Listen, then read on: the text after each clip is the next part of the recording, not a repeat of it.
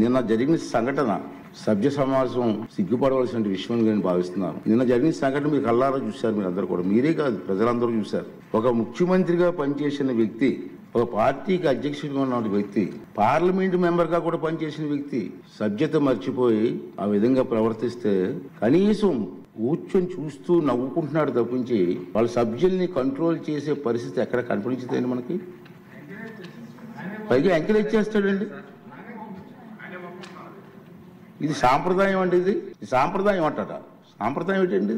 ఒక ఉన్నతమైన వ్యక్తిని అగౌరవపరిచే విధంగా ప్లే కార్డ్స్ పట్టుకొని రావడం, కాగితాలు చింపి పోడియం మీద విసిరారు. అంటే గవర్నర్ మాట్లాడుతూ ఉంటే గవర్నర్ మీద. ఇది పద్ధతి కాదు.